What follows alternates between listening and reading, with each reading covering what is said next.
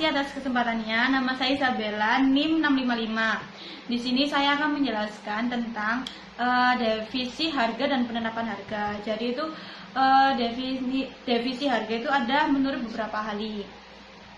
Yang pertama ada dari menurut Stanton pada tahun 1984. Harga adalah nilai yang dinyatakan dalam dolar dan sen atau medium moneter sebagai alat tukar. Lalu yang kedua ada Basu swasta pada tahun 1986. Harga diartikan sebagai jumlah uang atau kemungkinan ditambahnya barang yang dibutuhkan untuk mendapatkan sejumlah kombinasi dari barang beserta pelayanannya. Lalu yang ketiga itu ada menurut Alex pada tahun 1991. Harga artinya sebagai nilai suatu barang atau jasa yang ditukar dengan sejumlah uang, di mana berdasarkan nilai tersebut seseorang atau perusahaan itu bersedia melepaskan barang atau jasa yang dimiliki kepada pihak lain. Lalu yang ketiga ada dari Ciptono pada tahun 2001. Harga merupakan satuan moneter atau ukuran lainnya yang ditukarkan agar memperoleh hak kepemilikan atau penggunaan suatu barang atau jasa. Jadi berdasarkan definisi menurut para ahli di atas tadi yang sudah saya jelaskan, dapat disimpulkan bahwa harga di atas adalah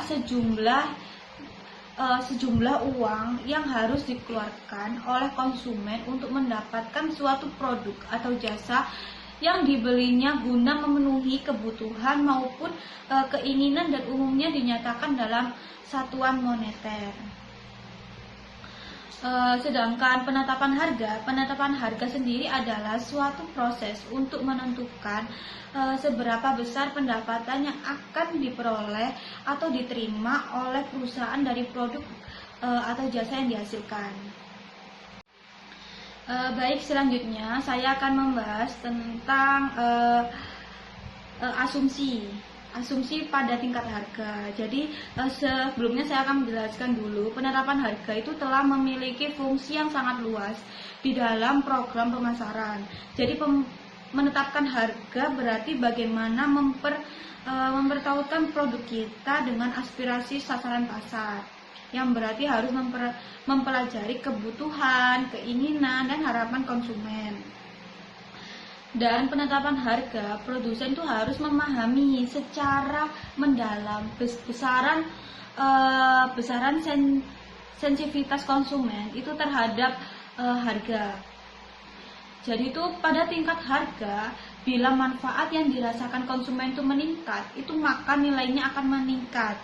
Demikian pula pada tingkat harga tertentu, nilai suatu barang atau jasa akan meningkat seiring dengan meningkatnya manfaat yang dirasakan. Asumsinya, jadi yang pertama itu harga bisa diungkapkan dengan berbagai istilah. Misalnya ya, contohnya itu seperti iuran, tarif, sewa, bunga, komisi, upah, gaji, dan lain-lain.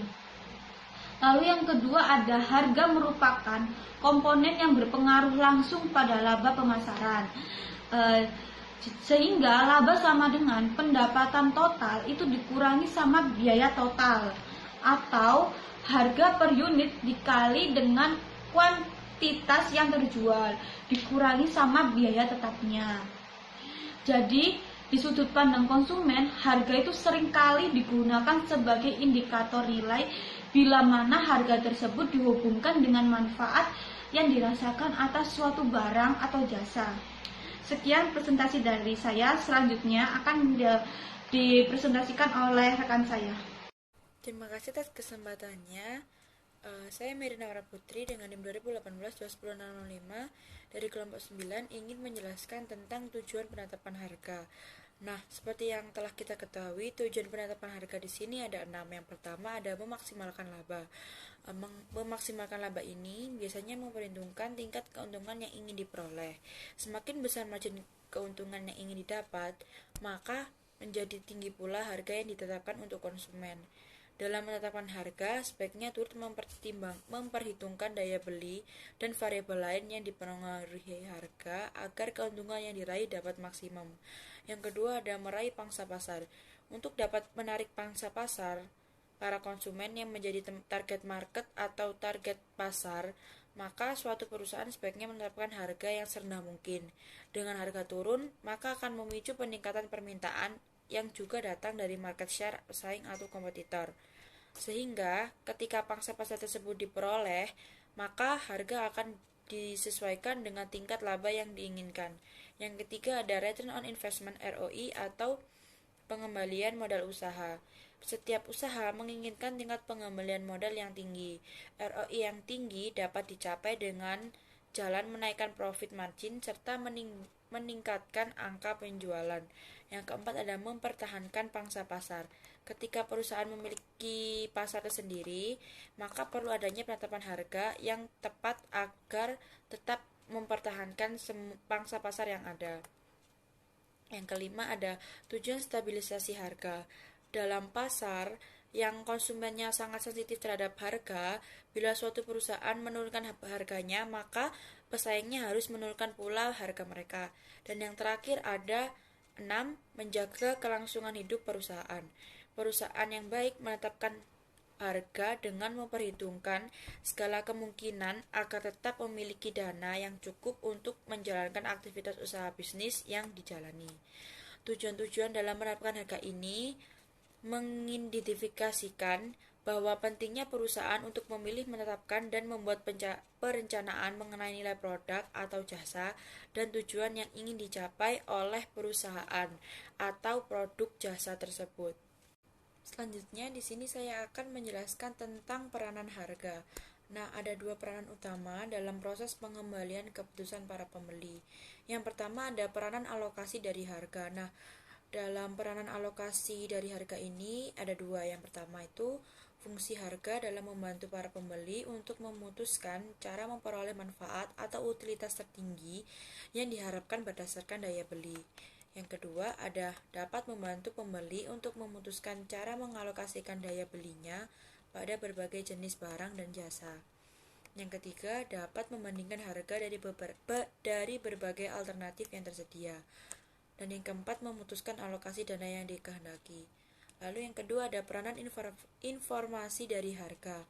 Nah, peranan informasi dari harga ini dibagi juga menjadi 2. Yang pertama, fungsi harga dalam mendidik konsumen mengenai faktor-faktor produk seperti kualitas. Dan yang kedua, membantu pembeli dalam situasi di mana pembeli mengalami kesulitan untuk menilai faktor produk atau manfaat secara subjektif. Selanjutnya akan dijelaskan oleh rekan saya. Assalamualaikum warahmatullahi wabarakatuh. Terima kasih atas kesempatannya. Perkenalkan, nama saya Dina Aindi Damayanti dengan NIM 2018210683. Di sini saya akan menjelaskan tentang faktor yang mempengaruhi penetapan harga.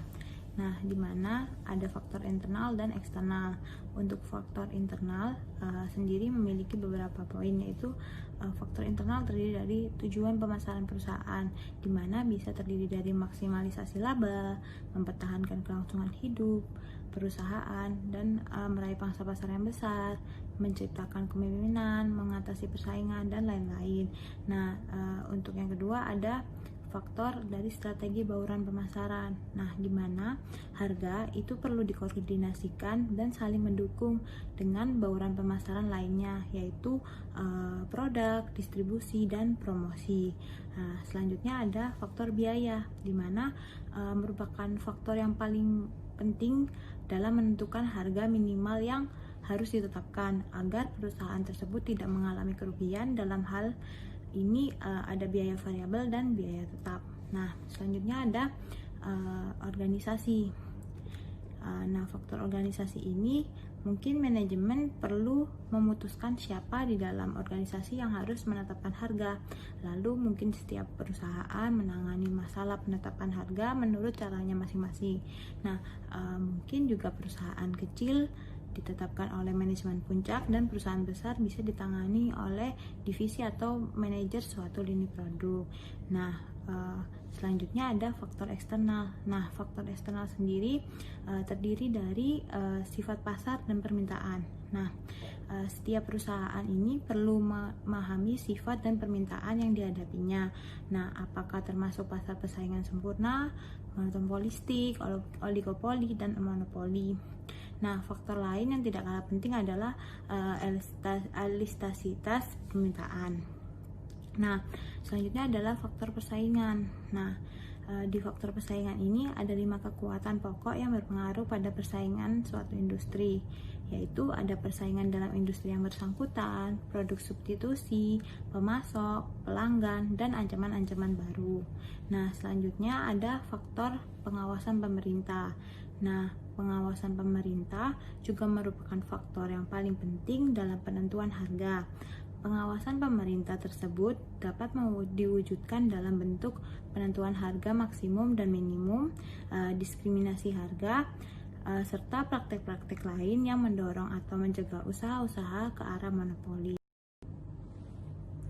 Nah, selanjutnya adalah metode penetapan harga. Setelah perusahaan menentukan dan menetapkan tujuan yang akan dicapai, maka langkah atau tahapan selanjutnya adalah menentukan penetapan harga. Nah, secara umum, metode penetapan harga ini terdiri dari 3 macam pendekatan, yakni yang pertama ada penetapan harga berdasarkan biaya. Nah, penetapan harga berdasarkan biaya ini memiliki beberapa poin, yaitu ada penetapan harga berdasarkan biaya plus, yaitu di mana metode ini harga jual per unit ditentukan dengan menghitung jumlah seluruh biaya per unit ditambah jumlah tertentu untuk menutupi laba yang dikehendaki pada unit tersebut atau biasa disebut dengan margin. Nah, rumusnya adalah biaya total ditambah margin sama dengan harga jual.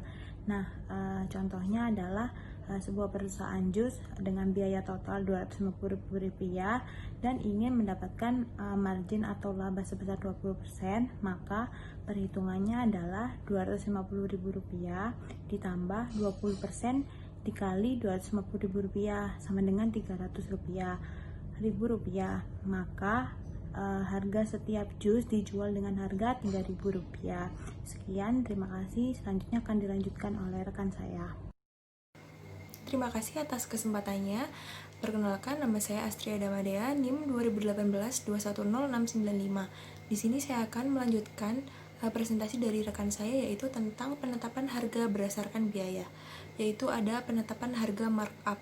Markup sendiri adalah sebuah peningkatan harga atau jumlah rupiah yang telah ditambahkan pada biaya dari sebuah produk untuk memproduksi harga jual. Perlakuan dari sebuah markup bisa membuat margin mengalami peningkatan. Margin sendiri merupakan tingkat keuntungan awal yang diperoleh dari barang atau jasa yang akan ditawarkan dalam satuan persen. Markup merupakan salah satu metode penentuan harga yang biasanya dianggap paling simpel dan paling banyak diterapkan. Metode ini adalah penentuan harga yang diterapkan dengan tujuan tersendiri, yakni untuk menutup biaya tidak langsung serta laba atau rugi perusahaan. Rumus dari markup sendiri yaitu harga beli ditambah markup sama dengan harga jual. Contohnya, jika Anda membeli sebuah baju dengan harga Rp150.000, kemudian Anda menginginkan laba Rp50.000, maka harga jualnya adalah Rp200.000. Yang selanjutnya yaitu ada penetapan harga BEP. BEP atau break-even point adalah suatu titik atau keadaan di mana penjualan dan pengeluaran sama, atau suatu kondisi di mana penjualan perusahaan cukup untuk menutupi pengeluaran bisnisnya. Break-even point yang biasanya dalam bahasa Indonesia disebut dengan titik impas, ini biasanya membandingkan jumlah pendapatan atau jumlah unit yang harus dijual untuk dapat menutupi biaya tetap dan biaya variabel terkait dalam menghasilkan suatu penjualan. Dengan kata lain, titik impas ini adalah titik di mana suatu bisnis tidak mengalami kerugian maupun juga tidak memperoleh keuntungan. BEP secara sistematis dibagi menjadi 2, yaitu yang pertama ada BEP dalam unit. Rumusnya adalah biaya tetap dibagi dengan harga jual per unit dikurangi biaya variabel rata-rata. Yang kedua ada BEP dalam rupiah. Rumusnya yaitu biaya tetap total dibagi dengan 1 dikurangi biaya variabel rata-rata dibagi harga jual per unit. Ada contoh soal yaitu misalkan Anda menjual berbagai macam-macam buah, biaya tetap yang dikeluarkan senilai 200.000 dan biaya variabelnya yaitu 1.000. Kemudian Anda berencana menjual macam-macam buah tersebut dengan harga 2.000 per buah. Maka BEP-nya adalah BEP dalam unit yaitu 200.000 dibagi dengan 2.000 dikurangi dengan 1.000 yang mendapatkan hasil 200 rupiah. Yang kedua yaitu BEP dalam rupiah. Rumusnya yaitu 200.000 dibagi dengan 1 dikurangi dengan 1.000 dibagi dengan 2.000, yang mana hasilnya adalah 400.000 rupiah. Terima kasih, sekian presentasi dari saya. Selanjutnya akan dilanjutkan oleh rekan saya. Terima kasih atas kesempatannya. Nama saya Jenny Basasabil, NIM 2018-210704. Di sini saya akan melanjutkan presentasi dari rekan saya. Metode penetapan harga yang kedua adalah penetapan harga berdasarkan harga pesaing atau kompetitor. Penetapan harga dilakukan dengan menggunakan harga kompetitor sebagai referensi, di mana dalam pelaksanaannya lebih cocok untuk produk yang standar dengan kondisi pasar oligopoli. Untuk menarik dan meraih para konsumen, perusahaan biasanya menggunakan strategi harga. Penerapan strategi harga jual juga bisa digunakan untuk mensiasati para pesaingnya. Misalkan dengan cara menetapkan harga di bawah harga pasar dengan maksud untuk meraih pangsa pasar. Lalu yang ketiga adalah penetapan harga berdasarkan permintaan. Proses penetapan harga yang didasari persepsi konsumen terhadap value atau nilai yang diterima, sensitivitas harga, dan perceived quality. Untuk mengetahui value dari harga terhadap kualitas, maka analisa Price Sensitivity Meter atau PSM merupakan salah satu bentuk yang dapat digunakan. Pada analisa ini, konsumen diminta untuk memberikan pernyataan di mana konsumen merasa harga murah, terlalu murah, terasa mahal, dan terlalu mahal, dan dikaitkan dengan kualitas yang diterima. Selanjutnya, saya akan menjelaskan tentang strategi dalam penetapan harga. Strategi penetapan harga adalah tahapan di mana perusahaan mengklasifikasikan dan menggolongkan produk atau jasa yang dihasilkannya merupakan produk baru yang belum memiliki konsumen tetap atau produk yang telah beredar yang telah memiliki pangsa pasar tersendiri. Secara khusus, strategi penetapan harga ini terdiri dari yang pertama produk baru. Dalam penetapan strategi penetapan harga yang efektif untuk produk baru atau tahapan perkenalan ini terdapat dua alternatif strategi penetapan harga, yaitu yang pertama harga mengapung atau skimming price.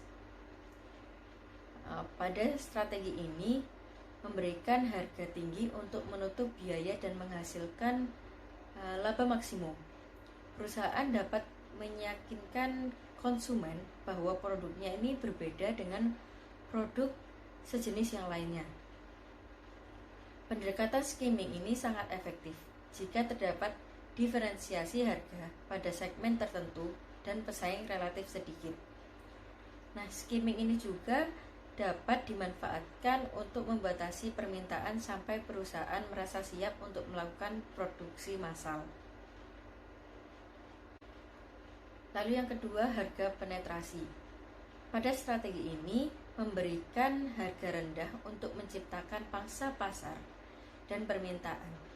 Strategi ini dapat diterapkan pada situasi pasar tidak terfragmentasi ke dalam segmen yang berbeda, serta produk tersebut tidak mempunyai nilai simbolis yang tinggi.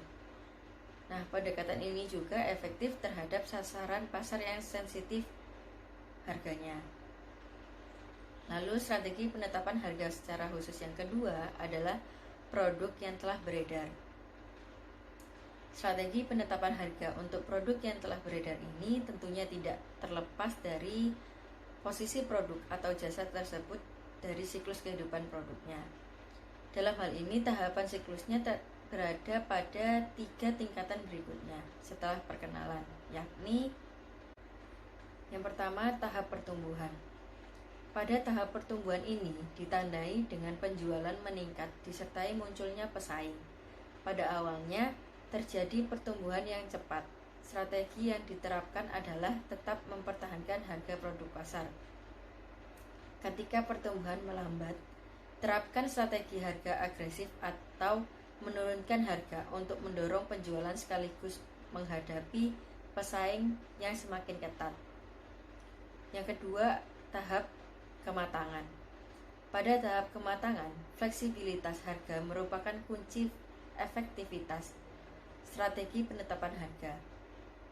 Pada tahapan ini, perusahaan harus benar-benar responsif terhadap situasi pasar, konsumen maupun pesaing.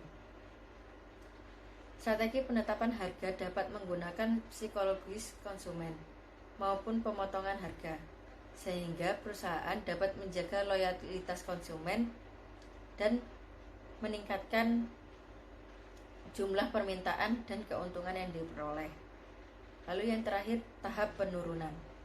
Tahap penurunan produk atau jasa ditandai dengan menurunnya jumlah permintaan secara terus-menerus. Sebagai tahap terakhir daur hidup produk, terdapat 2 alternatif langkah utama yang dapat dipilih. Pertama, strategi discounting. Lalu yang kedua, mempertahankan harga tetapi memotong biaya-biaya yang berhubungan dengan produk, terutama pengeluaran untuk promosi. Sekian dari saya, terima kasih.